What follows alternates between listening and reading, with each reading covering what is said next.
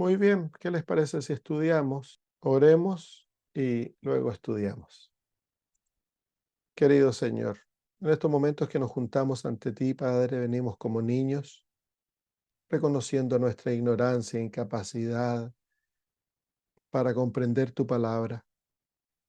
Venimos ante ti porque tú has prometido, Señor, que tu Espíritu nos guiará a toda la verdad, que Él, Señor, tomará tus palabras y nos la enseñará a nosotros. Así que es como estudiantes que nos sentamos ante ti para que tú nos guíes en este estudio, Señor, y que el mensaje que aprendamos sea aplicable a nuestra experiencia. Aprovechamos también de interceder por tu pueblo aquí en la tierra, que imperfecto, débil como es, Señor, es la niña de tus ojos. Es el único objeto de tu amor, Señor, por este mundo. Y queremos pedirte, Padre, en el nombre de Cristo, que tengas compasión de tu iglesia, Señor. En tantos niveles, Señor, estamos ah, obrando en contra de tu voluntad. Pero también queremos pedir, Señor, de que tú ah, cumplas tu palabra, de que tú tomarás la obra, Señor, en tus manos, de que tú usarás los elementos que tú has determinado, Señor, y llevarás a tu iglesia a ser triunfante. Tendrás una iglesia obediente, una iglesia fiel a ti, Señor. Te pedimos por Jesús. También, Señor, que derrames tu espíritu sobre nosotros para que veamos, Señor, las cosas de acuerdo a lo que tú deseas y no de acuerdo, Señor, a las normas y costumbres del mundo. Gracias, Padre. Ahora pedimos que nos guíes en el estudio, lo pedimos por Jesús. Amén. Muy bien, entonces estamos mirando en Apocalipsis capítulo 14, el versículo 7, al, al aspecto de la adoración. Apocalipsis capítulo 12, versículo 7. La última frase dice, y adorad a aquel que hizo el cielo y la tierra y el mar y las fuentes de las aguas. Am, el, el mensaje del primer ángel saca del trono al yo y sienta en el trono del corazón a Cristo Jesús, a Dios. Lleva al ser humano a olvidarse de sí mismo y nos recuerda de que el objeto de toda adoración debe ser Dios. Así que vemos claramente que el, am, el versículo nos dice de que hemos de adorar a Dios, al que hizo. Dice, y adorad a aquel que hizo el cielo y la tierra, el mar y las fuentes de las aguas. Entonces hemos de adorar a Dios como creador. Ya vimos la semana pasada como en el corazón del llamado de la adoración se encuentra el día sábado, porque usa el versículo, usa el lenguaje casi exacto de Éxodo capítulo 20, versículo 11, que es el parte del cuarto mandamiento, el mandamiento acerca del sábado. Nos llama a adorar a Dios como el creador de todas las cosas. ¿Por qué? Porque Satanás en su último esfuerzo para tomar control de la raza humana ha tratado con todo su poder de erradicar el conocimiento de Dios de la mente de los seres humanos.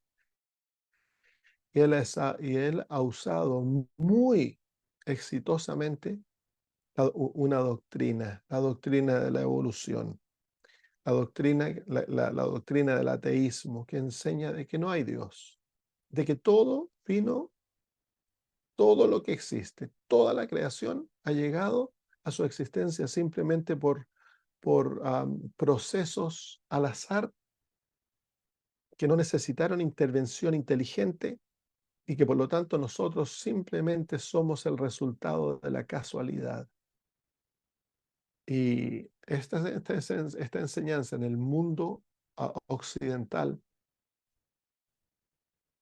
ha llevado que el mundo se olvide de Dios. Era el plan satánico. Entonces, el llamado de Apocalipsis 14, versículo 7, es un llamado al mundo a darle a Dios la adoración que le pertenece a Él naturalmente, porque Él es el creador, Él es el originador de la vida, de todas las cosas. Dios es el hacedor, Él es el Padre, Él es Dios, Él es el Rey de Reyes. A Él le pertenece naturalmente la adoración de su creación, porque nuestra vida, nuestra existencia es resultado de su intervención, de lo que Él ha hecho por nosotros. Ahora, la Biblia no reconoce una creación teísta. En otras palabras, una creación y luego Él permite que la evolución traiga toda la existencia. Eso no existe en la Biblia. En la Biblia, Dios creó todo en 6 días. Y en el séptimo día creó el día de descanso. Él creó.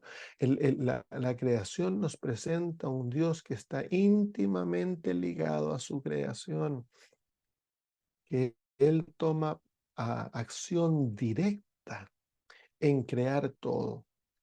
Entonces, en 6 días dice que la Biblia nos muestra una creación instantánea. Dios habla y lo que Él dice llega a ser instantáneamente. Día a día Él va hablando y creando, hablando y creando. Todo lo que vemos, Dios lo creó a través de su palabra. Y eso es esencial que nosotros lo entendamos. No hay un proceso evolutivo, no hay un proceso de desarrollo de inferior a superior, de simpleza a complejidad, y nunca se ha comprobado. La ciencia está, ¿cómo se llama? Metida en una mentalidad ateísta y usan todos sus esfuerzos para tratar de destruir el conocimiento de Dios. La ciencia no es verdadera ciencia. La ciencia que tenemos en este mundo hoy es una ciencia engañosa. Ha sido usurpada por Satanás para diseminar conocimiento que va en absoluto en contra del conocimiento de las Sagradas Escrituras. Por lo tanto, no hemos de tener confianza en esta ciencia. La ciencia verdadera es la revelación del otro libro de Dios, que es la naturaleza. La ciencia verdadera es un descubrimiento de los misterios divinos, y por lo tanto la ciencia verdadera nos llevaría naturalmente al conocimiento de Dios. Pero el ser humano, los eruditos, como se llaman, que en realidad la Biblia los llama necios, los eruditos de acuerdo al conocimiento mundano, han erradicado el conocimiento de Dios de este mundo. Satanás ha puesto todo su esfuerzo en llevar al ser humano a que se olvide de Dios. ¿Por qué? Porque él ha planeado sentarse en la conciencia y el corazón del ser humano como Dios y ser reconocido como Dios y establecer su trono entre Dios y el hombre. Ese es el sistema de idolatría. La idolatría no tiene que necesariamente ser una idolatría a imágenes. La idolatría puede ser la idolatría a seres humanos, la idolatría al yo, la idolatría a las posesiones, la idolatría a ideologías, la idolatría a las modas, al apetito. Todo aquello que tome el lugar que a Dios le pertenece en el alma es idolatría. Y Satanás lo usa para entonces ocupar el lugar que le pertenece tan solo a Dios. Y el mensaje del primer ángel es el antídoto a esto. Dios nos ha levantado como pueblo para aún diseminar el conocimiento del Dios verdadero a través del mundo y llamar al mundo a adorar a Dios.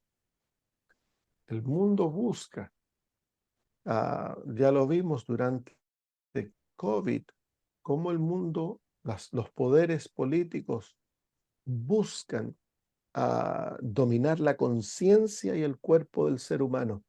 Hay un movimiento idólatra, porque si nosotros sometemos nuestra conciencia y nuestro cuerpo al control de los gobiernos, los estamos reconociendo a ellos como Dios. Y viene el momento en que los poderes religiosos van a hacer exactamente lo mismo, en el cual el papado va a buscar nuevamente sentarse como Dios y ser adorado como Dios. Entonces nuestro mensaje es una alerta, es un llamado al mundo a reconocer al Dios del cielo como el creador de todas las cosas y darle a Él tan solo el lugar que tan solo a Dios le pertenece. Entonces el llamado a la adoración. Dice, adorad a aquel que hizo el cielo y la tierra, el mar y las fuentes de las aguas. Así que nos apunta a Dios como el objeto de nuestra adoración, el único que merece ser adorado, y nos dice el por qué debe ser adorado, porque Él es el creador y cuándo también ha de ser adorado. Él ha de ser adorado en el contexto del sábado, de sus mandamientos.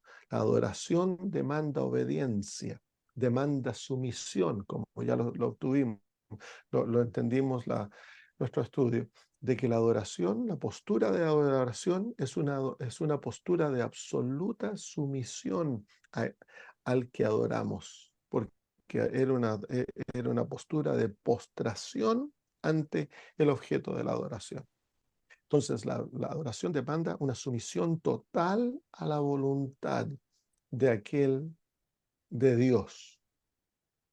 Y eso demanda obediencia a sus mandamientos. Y el punto controvertido en los últimos momentos es el asunto del sábado. Hermana Jacqueline, si usted pudiera, por favor, apagar su micrófono. Gracias. Muy bien, veamos algunos aspectos de la adoración que nos habla. Vamos al libro de Éxodo, capítulo 25, versículo 40. Éxodo capítulo 25, versículo 40. La adoración de Dios debe ser de acuerdo a sus requerimientos, no a nuestra imaginación.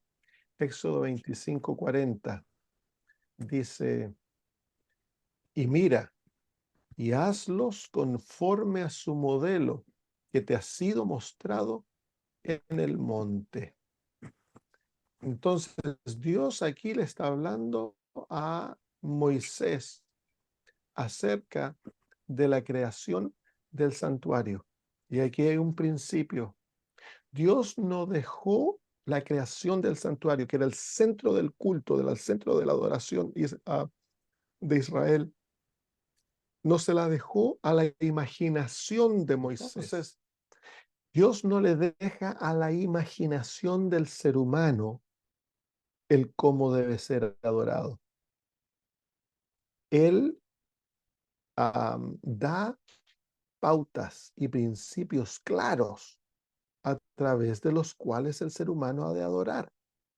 ¿Por qué? Porque él sabe que el corazón del ser humano está corrupto. Y al corromperse, vamos a introducir elementos en la adoración que van totalmente en contra de aquello, que va en contra de su voluntad. Y Dios no puede aceptar adoración que usa principios que van en contra de la voluntad divina. Miren, vamos a Deuteronomio 12, 3 al 6. Dios les dice específicamente a los israelitas que no han de usar en su adoración elementos corruptos paganos. El Deuteronomio 12, 3 al 6 dice: y derribaréis sus altares, y quebraréis sus estatuas, y sus imágenes de acera consumiréis con fuego, y destruiréis las esculturas de sus dioses, y extirparéis el nombre de ellas de aquel lugar. No haréis así a Jehová vuestro Dios, mas el lugar que Jehová vuestro Dios escogiere de todas vuestras tribus para poner allí su nombre para su habitación, ese buscaréis y allá iréis. Y allí llevaréis vuestros holocaustos y vuestros sacrificios y vuestros diezmos y la ofrenda elevada de vuestras manos y vuestros votos y vuestras ofrendas voluntarias y los primogénitos de vuestras vacas y vuestras ovejas. Así que el Señor les dice claramente que no han ellos de adorarle como los paganos adoraban a sus dioses, que han de seguir las estipulaciones que Él le ha dicho en cuanto a la adoración. Vengan a los versículos 30 y 31 del mismo capítulo. Dice: guárdate. Versículo 29 también. Cuando Jehová tu Dios hubiere destruido delante de ti las naciones a donde tú vas a poseerlas y y las heredares y habitares en su tierra, guárdate que no tropieces en pos de ellas después que fueren destruidas delante de ti. No preguntes acerca de sus dioses diciendo: ¿cómo servían estas naciones a sus dioses? Así haré yo también. No harás así a Jehová tu Dios, porque todo lo que Jehová aborrece, hicieron ellos a sus dioses, pues aún a sus hijos y hijas quemaban en el fuego a sus dioses. Cuidaréis de hacer todo lo que yo os mando, no añadirás a ello, ni quitarás de ello. Así que está bien claro que en el culto de Jehová, en el servicio de Dios, en la adoración de Dios, no hemos de usar lo que el mundo usa. No hemos de mezclar lo mundo. Por eso Dios aborrece a Babilonia. Hemos de seguir las estipulaciones divinas en la adoración de Dios, que es algo tan importante.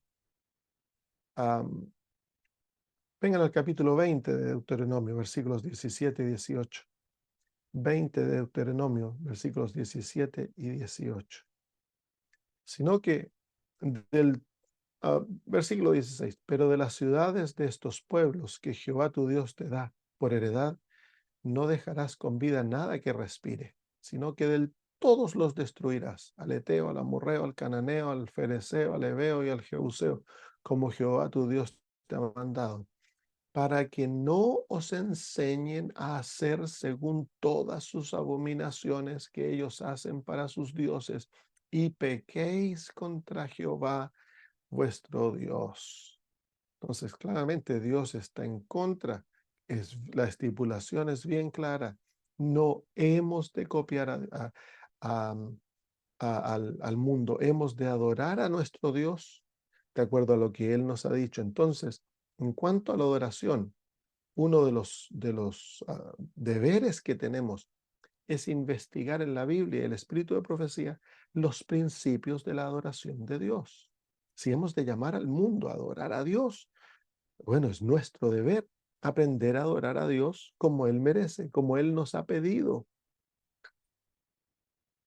Entonces la adoración comienza en una sumisión total a Dios. El yo debe ser crucificado, debe ser entregado, nuestros deseos deben ser abandonados. No hemos de vivir para la complacencia propia. Si eso ocurre, si todo adventista hubiese muerto al yo, si tuviésemos una experiencia real de conversión en la cual Cristo Jesús ha tomado el corazón y Él es el Rey del alma, si nosotros hubiésemos aceptado a Jesús tanto como Salvador y amo, Salvador y Señor, entonces no estaríamos luchando para establecer nuestra voluntad dentro de su iglesia. No habrían estas luchas contra de aquello que no es bíblico, porque eso la realidad es. Cuando vemos a nivel congregacional, a nivel individual, a nivel congregacional, a nivel de instituciones, Hay individuos, hay grupos que están buscando establecer y hacer su voluntad, lo que a ellos le parece que se debiese hacer. Hay influencias externas, gubernamentales, que demandan que las iglesias han de aceptar el movimiento de lo que se está haciendo en cuanto a la mujer, al feminismo, en cuanto al cambio de género, al homosexualismo. Hay tremendas presiones sobre la iglesia. Y entonces, si no hemos nosotros aprendido a someternos a la voluntad de Dios, muriendo a nuestra propia voluntad, que es la esencia de la adoración, el yo ha muerto, el gran ídolo de nuestra vida, como lo llama la hermana de White, el gran tirano, el más grande tirano es el yo, la carne. Ha muerto.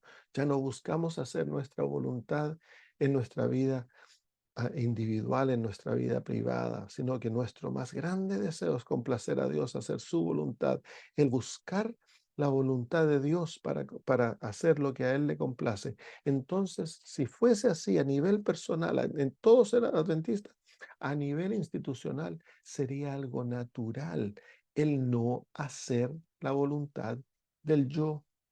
Entonces, si no está en la Biblia, si no está ilustrado en la palabra de Dios, si la Biblia no lo autoriza, no lo haríamos. ¿Por qué? Porque son las religiones caídas, las instituciones caídas, llamadas cristianas, que están haciendo todas estas abominaciones. Entonces nosotros no lo haríamos, no lo copiaríamos, porque nuestro deseo es hacer la voluntad de nuestro Creador, adorarle a Él como a Él lo ha estipulado. Eso es esencial, la música que se usa, las formas de culto que se usan, a las expresiones de del culto ha de ser santo, ha de ser puro, ha de manifestar el carácter del Dios a quien servimos. Nuestro Dios no es un Dios corrupto, un Dios impuro. Nuestro Dios es un Dios santo, un Dios puro, y nuestro culto ha de manifestar aquello. Pero para que nosotros amemos es ser parte de nuestra experiencia. Pero si en casa nosotros estamos viendo películas, escuchando música, adorando a los dioses de este mundo, si el yo no ha muerto y hacemos nuestra voluntad, entonces vamos naturalmente a luchar contra la voluntad divina. Es natural, el yo no se somete a Dios. El yo odia la ley de Dios, no desea complacer a Dios, porque el yo es rebelde contra Dios.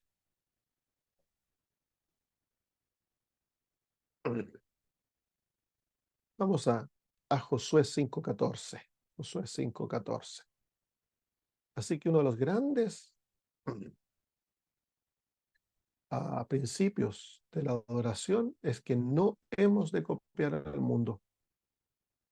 La música que cantamos no ha de sonar como la música del mundo. Las formas del culto no han de reflejar lo que el mundo hace.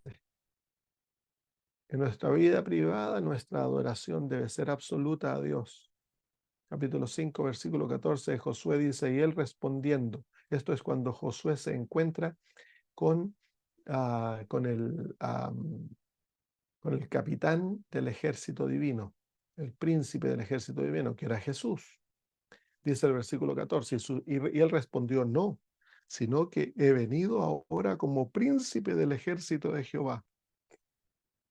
Entonces Josué, postrándose sobre su rostro en tierra, le adoró y le dijo, ¿qué dice mi Señor a su siervo? ¿Se fija en el corazón de la adoración? Ahí se encuentra. Cuando él se da cuenta que está en la presencia de Dios, del capitán del ejército del cielo, Jesucristo mismo, Josué inmediatamente se postra y abandona su voluntad y le pregunta, ¿qué dice mi Señor a su siervo?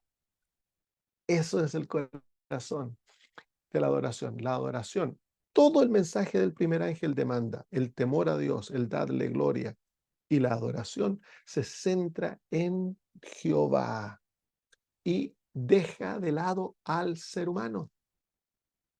Deja de lado, abandona el yo. ¿Por qué? porque el yo es el más grande ídolo que nosotros adoramos.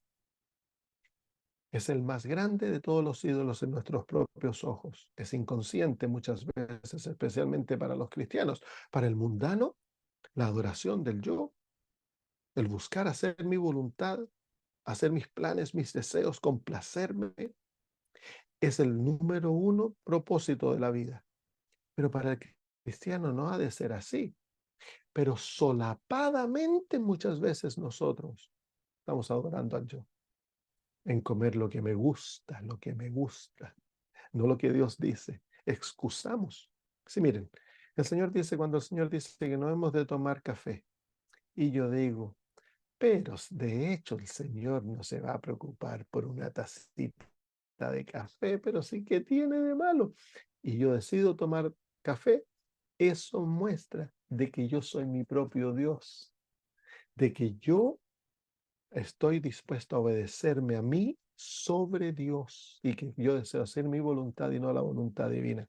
Lo mismo tiene que ver en cuanto al pago de los diezmos, guardar el sábado, la vestimenta, la reforma pro salud.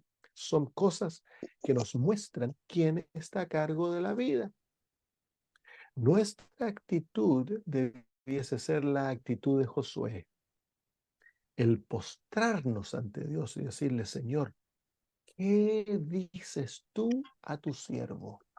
Nuestra relación con Dios en cuanto a la voluntad, en cuanto al yo, debe ser una actitud de siervo, de esclavo. El abandono de nuestra voluntad para hacer la voluntad de Dios, para buscar lo que Él complace, lo que Él desea, cuáles son sus planes, cuáles son sus deseos. Y eso se encuentra en la palabra de Dios y en el espíritu de profecía. Entonces, ha de subyugarse el yo a la voluntad divina. El yo ha de ser crucificado, ha de ser muerto. No se debe complacer nuestros deseos cuando están en contra de lo que Dios dice. Eso es rebelión. Y eso muestra que nosotros somos el ídolo, que nuestra adoración es a nosotros mismos. El llamado de Apocalipsis, adorar a Dios, adorar a aquel que hizo la tierra, el mar y la fuente de las aguas, nos muestra que en el último momento de la historia humana, el yo, el ser humano, iba a ocupar el lugar que tan solo le pertenece a Dios y que a través de esta idolatría, Satanás iba a formar una alianza entre el Sol de Dios y la tierra. Y es exactamente lo que está ocurriendo. Si miramos alrededor nuestro, hoy en día, todo lo que el mundo hace es para exacerbar la idolatría del yo, la idolatría de uno mismo, las modas, el complacerte a ti mismo. Si tú lo deseas, complácete, hazlo. Vive para complacerte a ti mismo. Es lo opuesto del cristianismo. El cristianismo demanda el vivir para negarnos a nosotros mismos. El no buscar lo que nos complace, el no hacer nuestros deseos si están en contra de la voluntad de Dios. Hemos de morir y Cristo ha de vivir. La posición de Josué, ¿qué dice mi Señor a su siervo? Debe ser la actitud que controla el corazón, en todo sentido. Cuando vamos a la iglesia, el culto debe ser, ¿qué dice el Señor a mi siervo? A las decisiones que tomamos como iglesia, como familias, deben reflejar qué dice mi Señor a su siervo. Hemos de postrarnos ante los pies de Cristo y decirle, Señor, ¿qué dices tú? ¿Cuál es tu voluntad? ¿Cuál es tu deseo? Y si la voluntad divina ya está revelada en la Biblia y en el espíritu de profecía, no hemos de esperar que Dios se contradiga a sí mismo. Si Dios ha dicho que el alcohol es malo, Dios no va a cambiar su opinión. Si Él dice que no hemos de usar joyas, Dios no va a cambiar su opinión. Dios no se adapta a nuestra necesidad individual si estamos haciendo lo que va en contra de lo que ya ha sido revelado. Entonces, nuestro primer deber es buscar en las Sagradas Escrituras y en el espíritu de profecía la voluntad divina. Cuando encontramos la voluntad divina, hemos de someter nuestra voluntad a su voluntad y hacer lo que a Él le complace, Esto es más fácil dicho que hecho, porque para hacer esto hemos de negarnos a nosotros mismos y el yo se revela. Pero el yo muchas veces se revela pacíficamente. El yo toma una apariencia de cristiano, está dispuesto a adoptar como el camaleón. El yo es como el camaleón. Se adapta a los medios para parecer que es cristiano, pero hacer su propia voluntad, mantenerse vivito y coleando, hacer lo que a mí me complace. Si el Señor nos ha dicho que hemos de cambiar nuestra dieta, dejar de comer las cosas, la carne, productos animales y cosas así, que el Señor nos ha enseñado la reforma pro salud y tener una dieta sencilla, el abandono de las grasas, de las azúcares y tener una dieta basada en lo natural. Entonces el yo dice, sí, pero bueno, seguro, a mí me gusta esto. Sí, el Señor no se preocupa si yo lo como, pero es que ya el Señor ha dado su voluntad. La actitud ha de ser, ¿qué dice el Señor a mi siervo? Ese es el corazón de la adoración, una sumisión del yo a Dios. Es el centro del principio de la adoración a Dios, el centro del principio. Nosotros podemos ir a la iglesia, cantar los cantos más lindos y ponerle a Dios los cultos más grandes, pero si en el corazón del culto no hay una sumisión de los que participan en el culto a Dios, entonces ese culto es ofensa a Dios. Es ofensa a Dios, porque el verdadero culto, la verdadera adoración, demanda que hay una entrega total del yo a nosotros para hacer la voluntad de Dios, obedecer sus mandamientos. Si ustedes se fijan que el corazón del papado es, es la exaltación del yo a lo sumo, donde un ser humano busca ser Dios.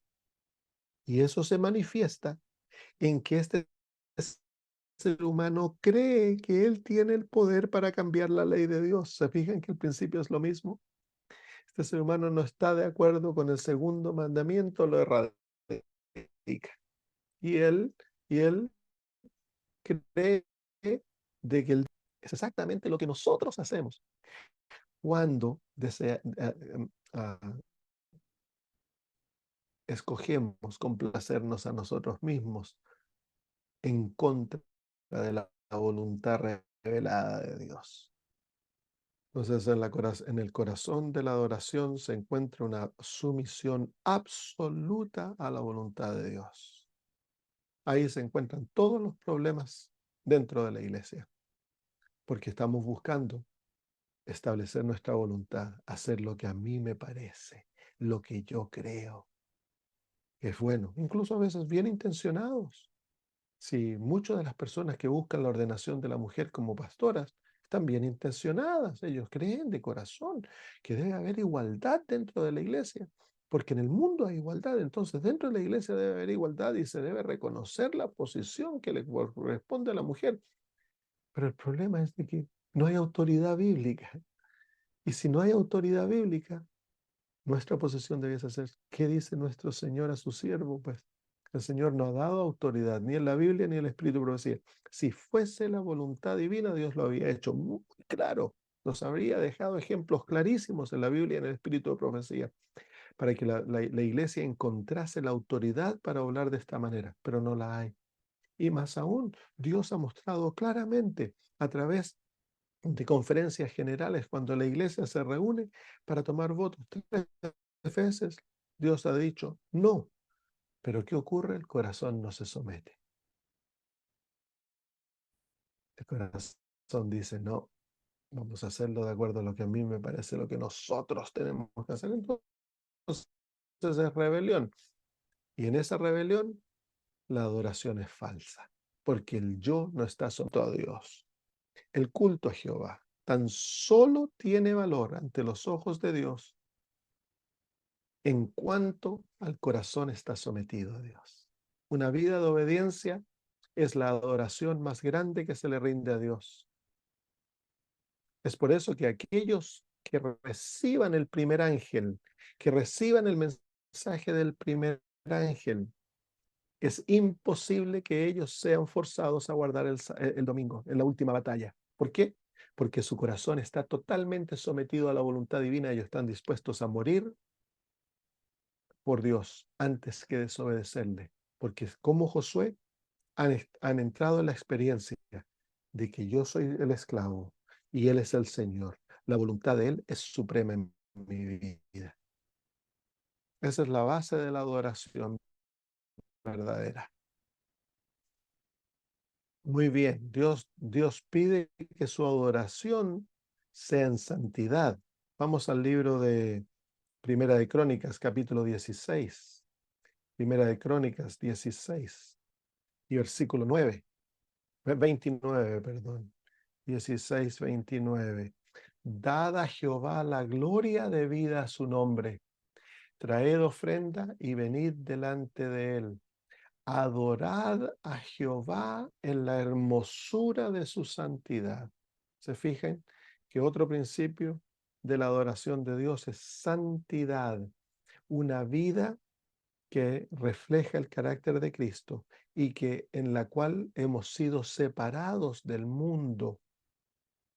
Y en esa santidad, entonces hay una adoración verdadera. Hemos de adorar a Dios, servirle en santidad. Capítulo 96 de Salmo, el versículo 9. Salmos 96:9. Dice, adorad a Jehová en la hermosura de la santidad y temed delante de él toda la tierra. Qué linda la manera que aquí las Sagradas Escrituras se refiere a la santidad. Dice, en la hermosura de la santidad. Así que para presentarle a Dios un culto hermoso, el culto debe ser presentado en el contexto de una vida santa. Muchas veces nosotros decimos, bueno, a los jóvenes hay que envolverlos en el culto, hay que ellos dirijan el canto, que toquen instrumentos. Démosle a esta persona que pase a cantar para envolverlos en el culto de Dios. Pero, ¿cómo está la vida? ¿Están aquellos jóvenes en los viernes de noche yéndose a las discos? ¿A los que están mirando? ¿Está la vida consagrada? ¿Se han entregado al Señor? En otras palabras, la condición necesaria para participar en el culto de Jehová es la santidad. Debe haber una vida entregada a Dios, una vida que está siendo transformada por el Espíritu Santo. Si hay rebelión, si hay, ¿cómo se llama?, mundanalidad, Dios no va a aceptar aquel culto. Entonces, si el culto no es bendecido por Dios, entonces el culto simplemente llega a ser un acto de entretención, donde ponemos nuestros cultos para entretener a los que vienen a la iglesia. Y eso es una deformación, una degeneración del culto de iglesia. Entonces la iglesia ha de existir para darle gloria a Dios y adorar a aquel. Y para que Dios acepte nuestro culto, el culto ha de ser presentado a Dios en el contexto de la hermosura de la santidad de Dios. Es uno de los principios de lo que Él pide, no de lo que nosotros deseamos.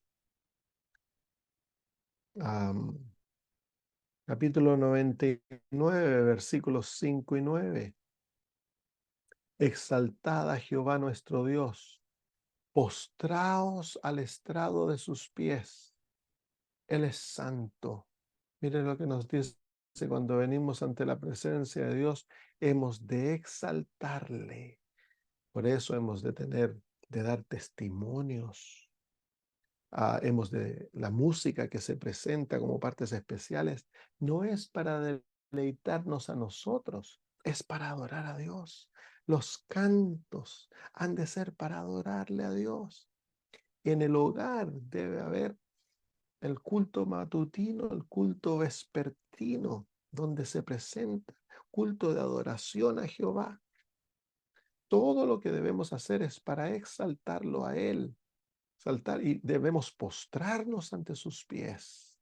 Una de las cosas que se ven dentro de la iglesia hoy, entre muchos hogares, es que nos hemos olvidado de arrodillarnos ante Dios. Permanecemos sentados en la oración, cantamos sentados, no expresamos una reverencia ante nuestro Padre, ante el Rey de Reyes y Señor de Señores, el Dios del cielo y de la tierra. El culto no ha de ser lóbrego, el culto no ha de ser formal, pero el culto ha de ser reverente, ha de expresar santidad, ha de darle gloria a Dios, ha de exaltárselo a Él. Vamos a la iglesia. El propósito por el cual vamos a la iglesia es adorar a Dios, a encontrarnos con Jehová. Él desciende para encontrarse con nosotros. Y lo que estamos haciendo en la iglesia es rendirle un culto de adoración a Dios. Escuchar su palabra, el que nos hable. Vamos a la iglesia a encontrarnos con Dios. Él es el centro de la razón por la cual nos encontramos. Vamos a la iglesia el sábado de mañana, los miércoles y los días que vamos a la iglesia. Y lo mismo debiese ocurrir en el hogar, en nuestros cultos de adoración de mañana y de noche. Versículo 9 de Salmos 99. Versículo 9 de Salmos 99 dice: exaltad a Jehová nuestro Dios y adorad a su santo en su santo monte, porque Jehová nuestro Dios es santo.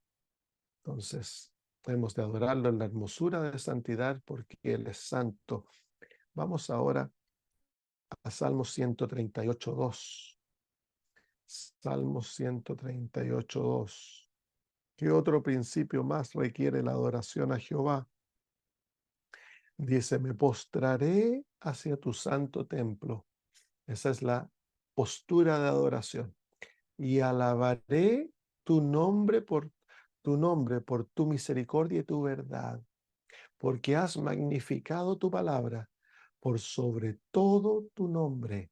Entonces aquí uno de los principios que nos muestran es que hemos de adorar a Dios por quien Él es, especialmente hemos de adorar a Dios en verdad, porque Dios es la fuente de la verdad.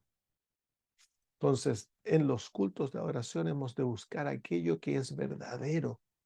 El principio de la verdad ha de ser uno de los centros que motiva la adoración. No podemos presentar a Dios en la lectura de su palabra, en la exposición de su palabra, error, porque eso destruye el principio de la adoración. Hemos de adorarlo en verdad. San Juan 4, 23 al 24. San Juan 4, 23 al 24. 4:23 dice: pero la hora viene y ahora es cuando los verdaderos adoradores adorarán al Padre en espíritu y en verdad, pues también el Padre tales adoradores buscan que le adoren. Dios es espíritu. Verdad es espíritu, y en verdad es que la vida debe estar controlada y llena del Espíritu de Dios.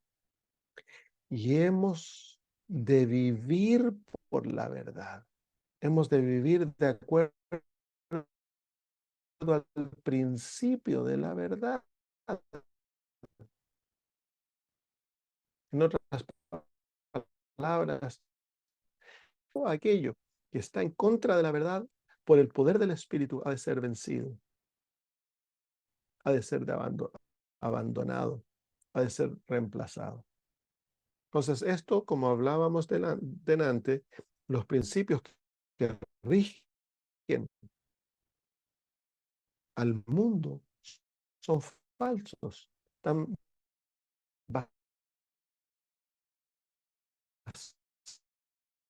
basados en la falsedad. No podemos usar música, que no es culto de Babilonia, el culto que el mundo le manifiesta a Babilonia, que está basado en principios de error. Dios no acepta aquellos cultos, es rechazado. poseída por el Espíritu Santo. El Espíritu Santo es el que ha de manifestarse en nuestro medio cuando nosotros estamos adorando a Dios. Yo pienso de que muchas veces nosotros en nuestros cultos nos hemos vuelto tan mecánicos, en la manera que, bueno, vamos a la iglesia y tenemos que hacer esto y lo otro y aquí y allá, que nos olvidamos que la razón por la cual venimos al templo es encontrarnos con Dios. Entonces el culto debiese preparar la atmósfera para encontrarnos con Dios. Debiésemos buscar la presencia divina en nuestros cultos. Y eso debiese ser que nosotros, el canto, los testimonios, la adoración a Dios, ha de elevar el alma a Dios para que el alma se someta a Él y prepare el camino para el derramamiento del Espíritu Santo en nuestras reuniones. No, debiésemos nosotros adorar a Dios hasta que el Espíritu Santo se manifieste. Cuando venimos a la iglesia, nuestros pecados han de estar confesados, abandonados, encontrarnos con Dios. Si tenemos relaciones rotas, hemos de enmendarlas, no debemos permitir que nada se interponga entre nosotros y los demás para que Dios se encuentre con nosotros. Cuando nosotros salimos de la iglesia, a casa, debiese en verdad y en espíritu. Es el Espíritu de Dios que prepara la adoración como una ofrenda grata a Dios. La adoración no debe ser mecánica. Romanos capítulo 1, versículo 25. Romanos 1, 25. Cambiaron la verdad de Dios por la mentira, adorando y sirviendo a la criatura antes que el Creador, es el cual es bendito por siempre. Amén. Ahí se ve lo que ocurrió, verdad de Dios por la mentira. No podemos aceptar mentiras, hermanos. El culto a Dios ha de estar basado en la verdad, porque es esencial. Si aceptamos mentiras, si practicamos mentiras, la relación entre nosotros y Dios se corta. Dios es un Dios de verdad. Él es el Dios verdad. Él es la fuente de la verdad. Y en Él no hay mentira. Entonces hemos de ser celosos en esto en cuanto a nosotros mismos. Hemos de vigilar que nuestra vida esté basada en la verdad y vivamos de acuerdo a la verdad. Muy bien, otro versículo más. Filipenses 3:3. Filipenses 3:3. Porque muertos sois y vuestra vida está escondida con Cristo en Dios. Qué bonito, ¿no? Qué bonito principio, es el principio de la adoración. Muertos sois, por lo tanto vuestra vida está escondida en Dios. Otro principio de la adoración es el que debe estar basada en el temor a Dios. Salmos 5 y versículo 7. Salmos 5 y versículo 7. Salmos 5, 7 nos dice, y yo por la multitud de tu misericordia entraré en tu casa y adoraré hacia tu santo templo en tu temor. Qué bonito. Fíjense que este no es el temor del terror, el temor católico que presenta a Dios cuando uno entra a las iglesias católicas, ahí esa es lóbrego, ese silencio lóbrego. No, la gente no se atreve ni a hablar. ¿Por qué? Porque está en presencia de Dios. Ese es el temor del terror de Dios. Ese no es el temor de Dios, ya lo hemos hablado antes. Ese no es el temor de la adoración.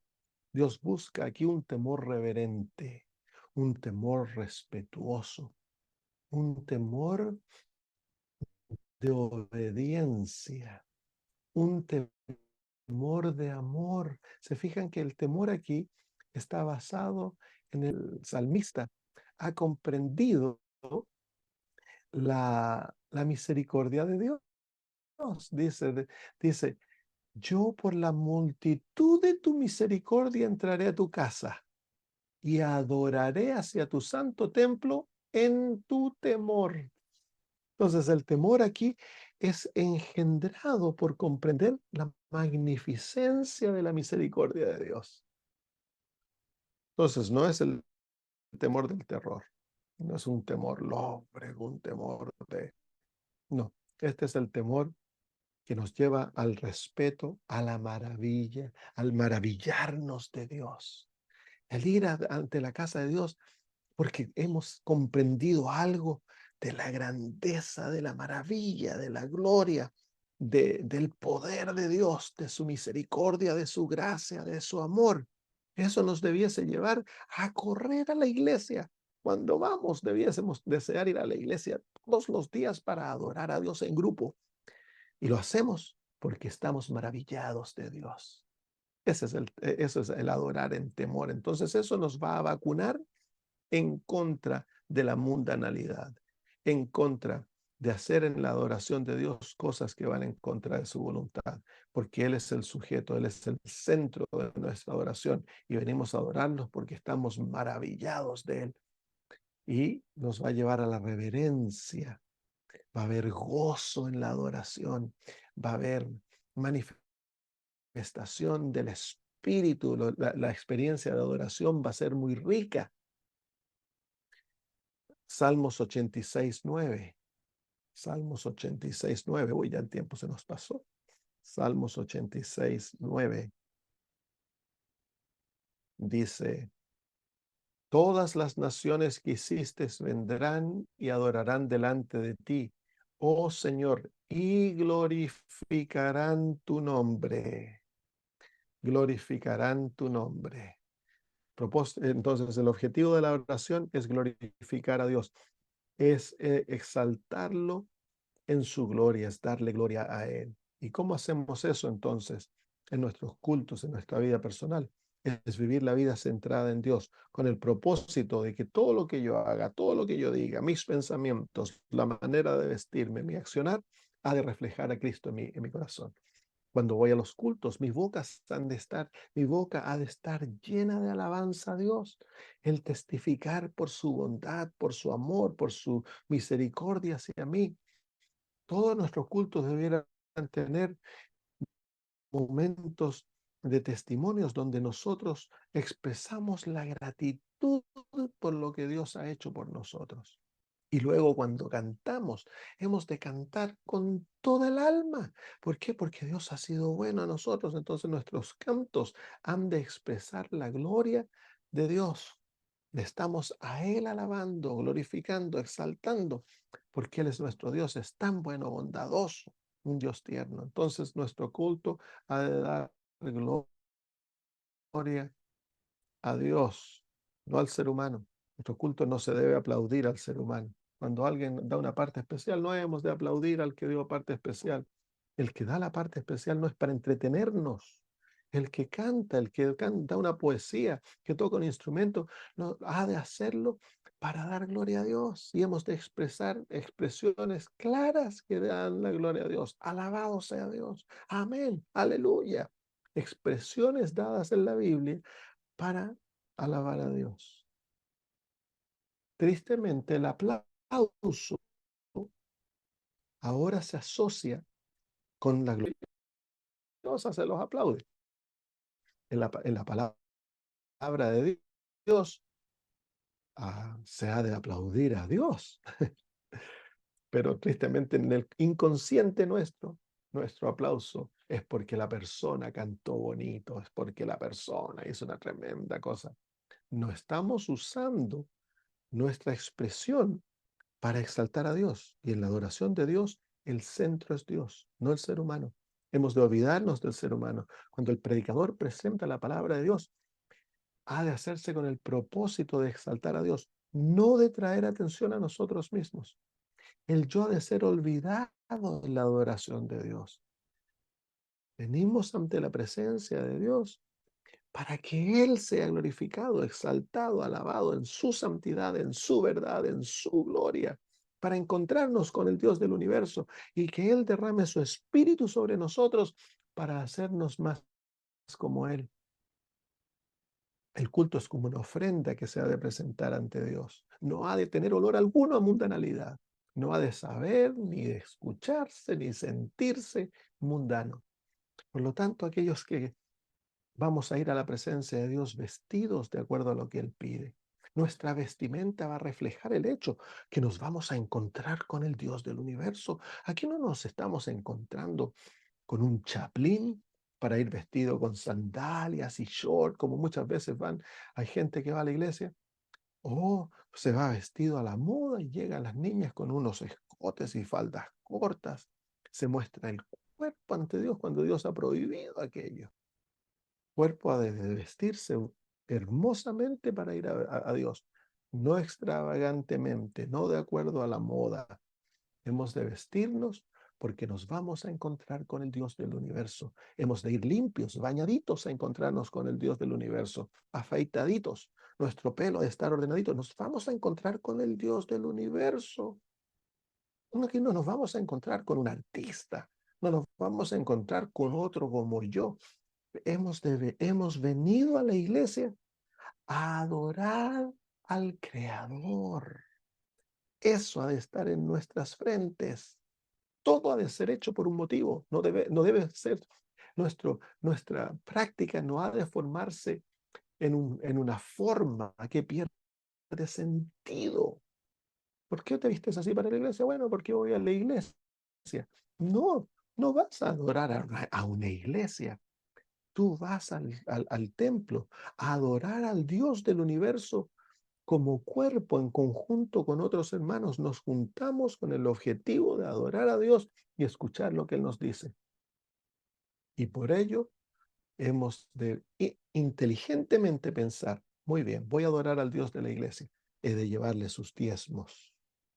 ¿Qué ha hecho Dios por mí esta semana? He de llevar ofrendas de gratitud a mi Dios. Ese es el propósito de las ofrendas, es expresar mi gratitud. ¿Qué testimonio puedo contar? ¿Qué historia puedo contar? Prepararnos para ir a la iglesia. Muy bien. El culto, los líderes de la iglesia, no han de correr.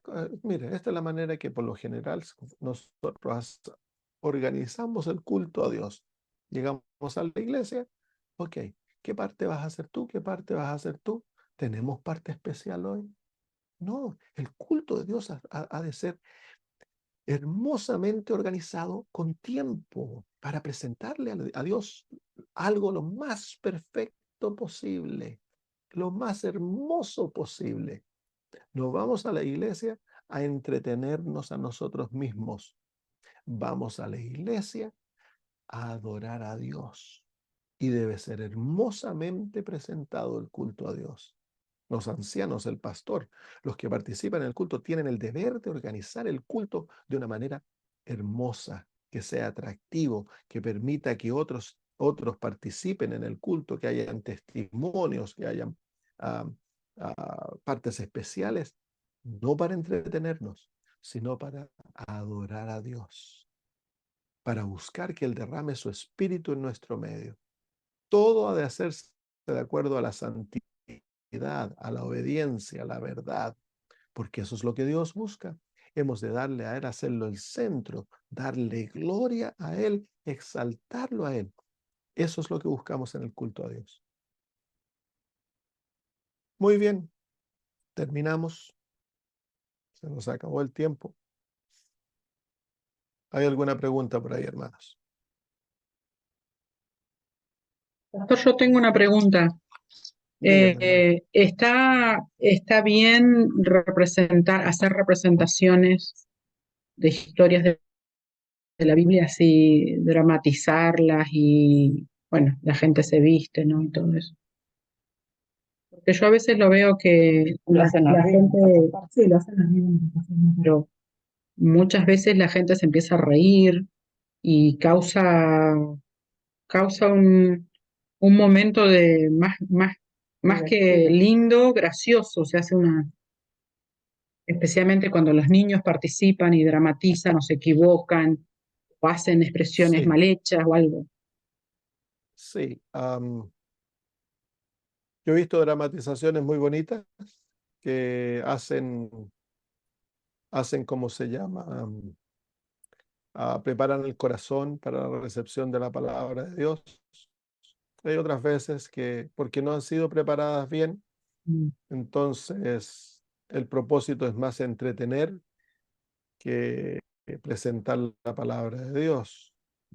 Ahora, no se debiesen animar a que eso se haga algo que sea constantemente hecho. Debiese dejarse para momentos especiales donde se ha preparado bien para que el corazón y la mente del ser humano sea elevado a Dios.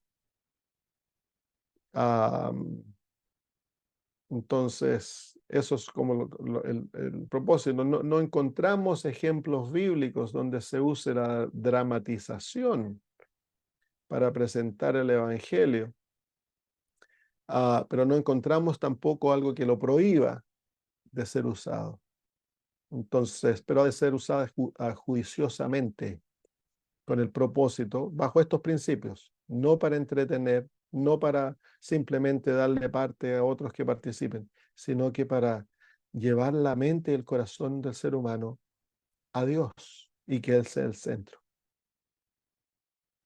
No Gracias. debiésemos hacer nada que sea para nuestra propia entretención dentro del culto.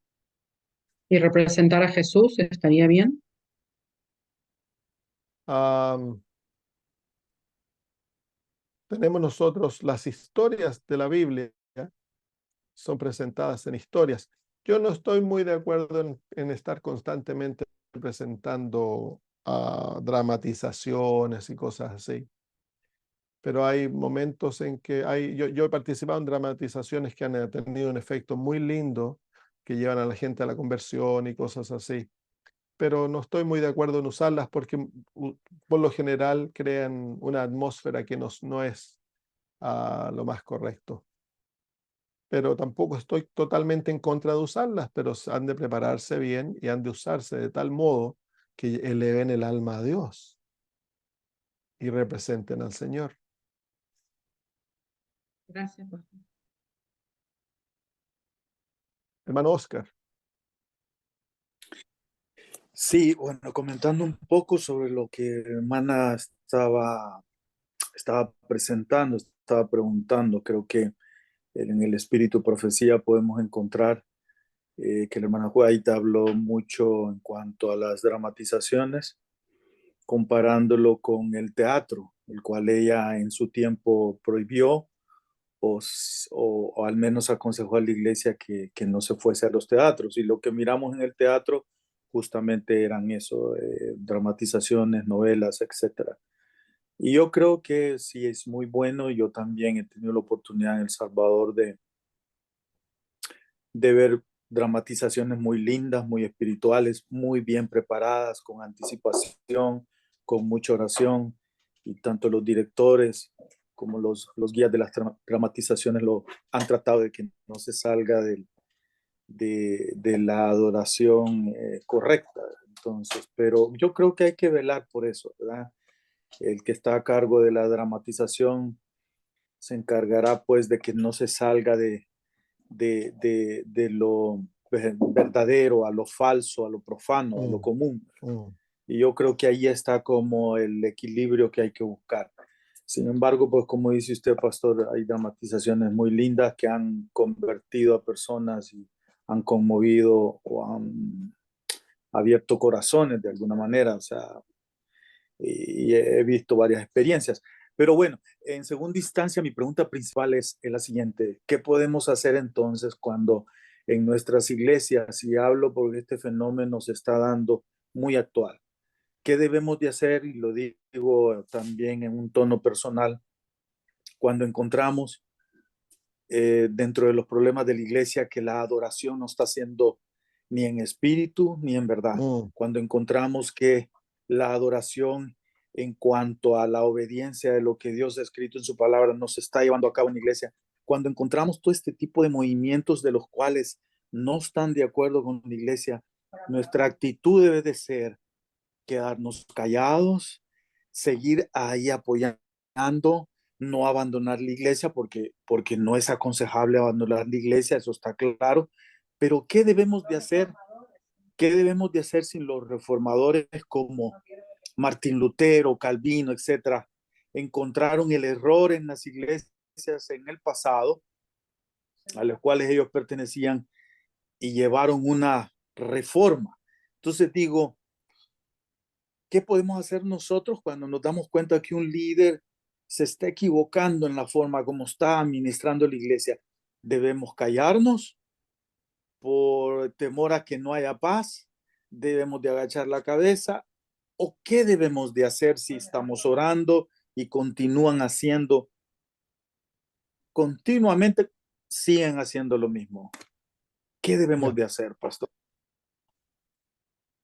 La, la actitud que debemos tener uno es que si hay, ¿cómo se llama? Se están haciendo cosas que están incorrectas, nosotros hemos de hablar. Todo miembro de iglesia tiene el derecho de manifestar su posición abiertamente.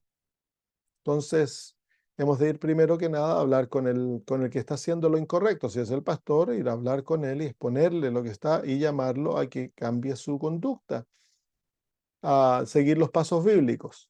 Ahora, si hay otras personas que están de acuerdo con esto, entonces vamos uno, hablamos con él, luego se van dos y se habla dos, tres con la persona, con el pastor o con el líder que está siendo equivocado. Si él no cambia, entonces se lo trata de traer a la iglesia. Si la iglesia no está de acuerdo, y esto por supuesto totalmente en una actitud de oración y una actitud redentiva, no una actitud de odio, no una actitud de antagonismo. No hay que tener una actitud redentiva. Estamos tratando de salvar a un hermano, no estamos tratando de pelear contra un enemigo. Nuestro enemigo es Satanás.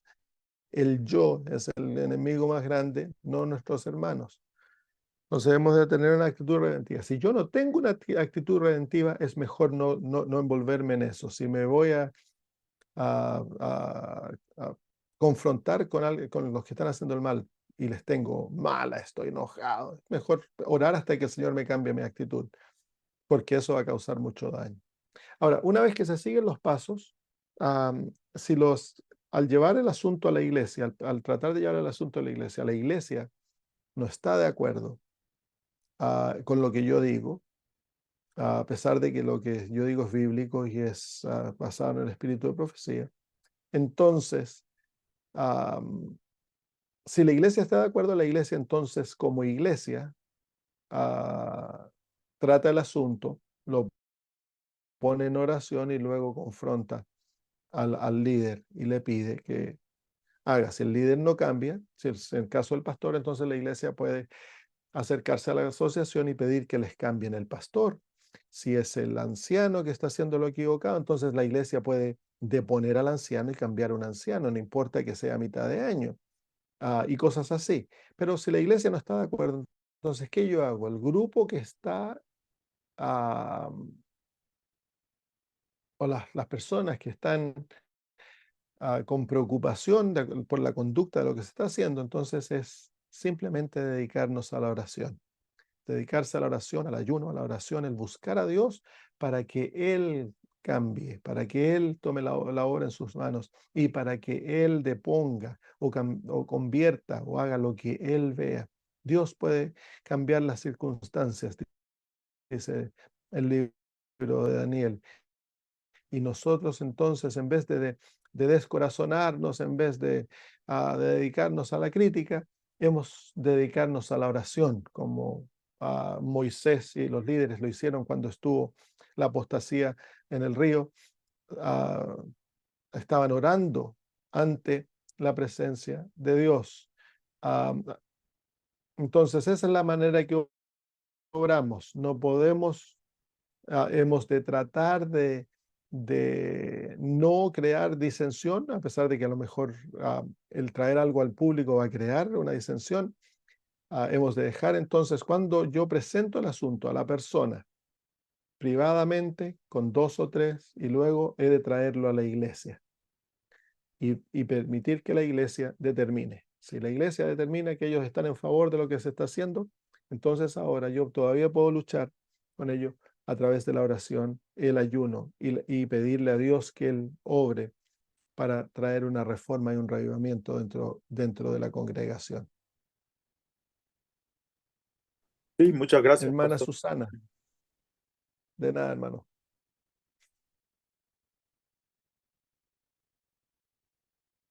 Hermana Susana, ¿usted tiene la manito Sí, levantada? sí, sí. Buenas tardes, pastor. Yo le Buenas. quería hacer una consulta. ¿En qué libros habla de Elena de Guay? No estoy preguntando. Habla bien específicamente en cuanto a la reverencia en el templo. ¿Qué libros Ya. puedo yo directamente ir a investigar? Sé que ella tiene citas en todos lados, pero Sí, no ¿dónde hay, yo, digamos, me puedo centrar? no hay un libro que ella hable específicamente acerca de ello.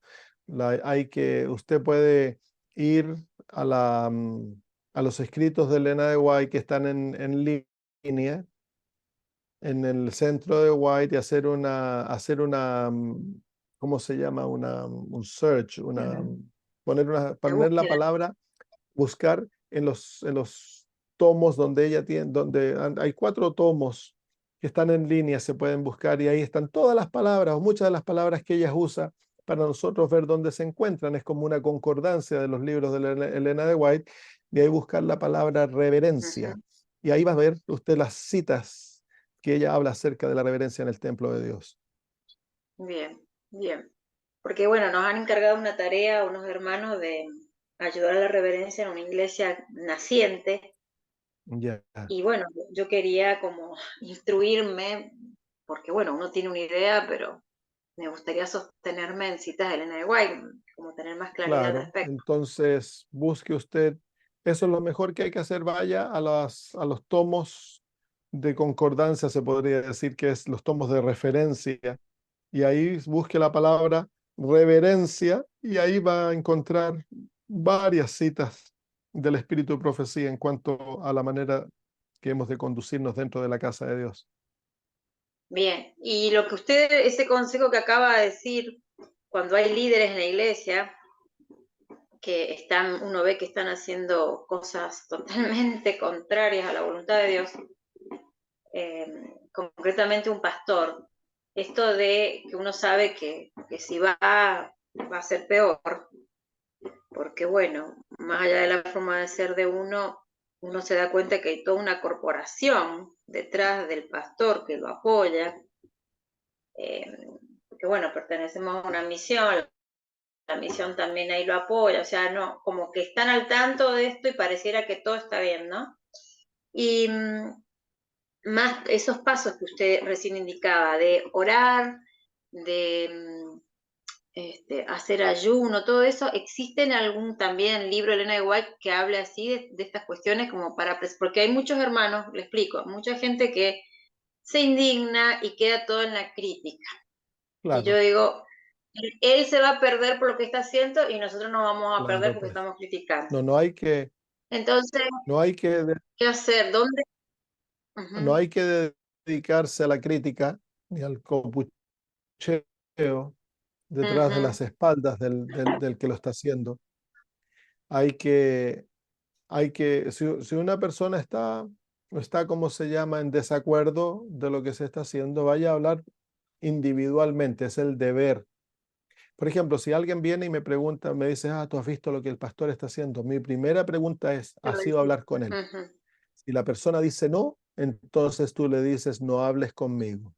No estoy ujú, interesado en escuchar lo que tú deseas, lo que ujú, tú estás pensando, porque tú no se lo has hecho manifiesto al pastor o al anciano o a cualquier persona. Eso es un principio. ujú, ujú, Bueno, si la persona dice que sí, sí, yo he ido, y entonces, ¿para qué me estás hablando a mí? ¿Deseas que ujú, yo te acompañe a ir a hablar nuevamente con el pastor? ¿Qué es lo que está ujú, ocurriendo? O con el anciano, o con esto. Ya. Entonces ahí pueden ir, hablan acerca de lo que está ocurriendo, no como crítica ni copucha, sino que para entender lo que está ocurriendo y tú acompañar a la persona como un oidor neutral. Tú vas a escuchar lo que la persona dice y lo que el pastor dice para juzgar neutralmente. Ahora, si dos o tres o cuatro están en desacuerdo con el pastor o con el anciano, o hay más, entonces se pueden juntar y tener una reunión con él una vez que ya se habló individualmente con él. Siempre lo primero es Sí, individualmente. que a veces se saltea este paso Después y se viene pasa como directamente a la junta. claro, no puede eso. Eso es ilegal en lo que Dios hace. Y luego si ahora, yo hablo personalmente con el pastor, le voy a dar tiempo para ver si hubo un cambio. O si alguien, por ejemplo, pongamos que alguien usted lo descubre que está en adulterio, yo voy a hablar con él personalmente y voy a darle un tiempo para ver si hubo un cambio. No inmediatamente voy a tomar el segundo paso. Si no hubo cambio, entonces yo traigo a la otra persona o el grupo se junta, tres, cuatro personas, van a hablar con la persona, hablan, apelan a él al cambio, presentan la- los principios de acuerdo a lo que se debiese hacer. ¿Ok? Entonces se le da nuevamente tiempo para ver si hubo un cambio.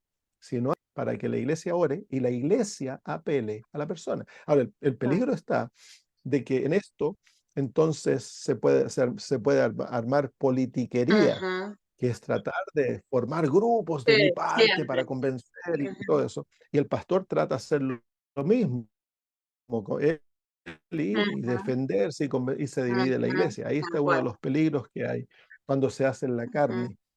Pero el paso eventualmente, si es serio y no hay cambios y afecta a la iglesia, es la Total. iglesia la que ha de decidir. No importa lo que la asociación o la unión piensen, la iglesia local es la que determina lo que ocurre dentro de la iglesia local. Entonces, Bien. eventualmente, Sí, si no hay no es cambios fácil. de conducta, entonces es la iglesia local la que ha de intervenir y tomar decisión. Si la iglesia local se pone de parte del pastor, que muchas veces ocurre, entonces aquellos tienen, que están preocupados por lo que se está haciendo, si son minoría, entonces ellos han de dedicar a Dios para que Él intervenga y no han de crear descontento ni disensión dentro de la congregación. Ellos han de dedicarse, entre ellos, unirse y Claro. orar, orar, orar hasta que el Señor intervenga. Muy bien. Muchas gracias. Que Dios nos ilumine en todo momento, porque cada Que vez se se ven ven cosas cosas, raras. que se van a Bueno, ver gracias, Pastor. cada vez cosas más raras. Mm, Oremos, hermano. Tal cual, tal cual. Muy bien, que el Oremos. Señor nos bendiga, oremos y terminemos. Querido Padre, gracias por los momentos gratos que hemos pasado en el estudio de tu palabra. Tú nos has dado principios tan claros, Señor, en cuanto a la adoración. Queremos arrepentirnos, Señor, porque tantas veces volvemos, Señor, tu culto, ya sea personal o ya sea, Señor, corporal como iglesia, en una entretención. Nos olvidamos que tú eres el centro, que tú eres el todo y que te debemos todo a ti, Señor. Oh Padre, refórmanos en esto. Te suplicamos por Jesús que nos transformes individualmente, que moramos a nosotros mismos, que el yo sea de nosotros mismos. Y como Josué, nos postremos ante ti, Señor, diciendo, ¿qué dice mi Señor a su siervo? Padre eterno, te suplicamos que nos des sabiduría en la relación, Señor, con nuestros miembros, con nuestros hermanos de iglesia, con nuestros líderes, que nos des la valentía, Señor, de hablar cuando se está haciendo lo incorrecto, Amén. pero nos des, Señor, el poder para orar de acuerdo al Espíritu de Jesús, para hablar con amor, Señor, el buscar la redención de aquellos que están haciendo lo incorrecto. Enséñanos, Señor, a aprender a luchar espiritualmente contra, Señor, lo malo, para que tu Espíritu, Señor, sea el que nos guíe, nos dé el poder para ponernos de pie de parte de lo bueno y lo correcto, a pesar de que se caiga el cielo, Señor. Bendice a mis hermanos, hermanas, llénalas de tu Espíritu, Señor, y que podamos representarte, que nosotros, Señor, te representemos de tal modo que otros puedan venir a conocerte también. Gracias, Señor, en el nombre de Jesús. Amén. Muy bien, Amén. hermanos, un abrazo Gracias, para pastor. todos. Gracias, pastor. Dios le Bendiciones. Dios les bendiga. bendiga. Gracias, Chao, pastor. chao. Chao, chao. Chao, chao. Que duerman Buen bien los día. hermanos en Suecia y que tengan una Gracias, buena tarde el pastor. resto. Chao, chao. Gracias, hermano. Gracias, pastor. Gracias. Chao, chao.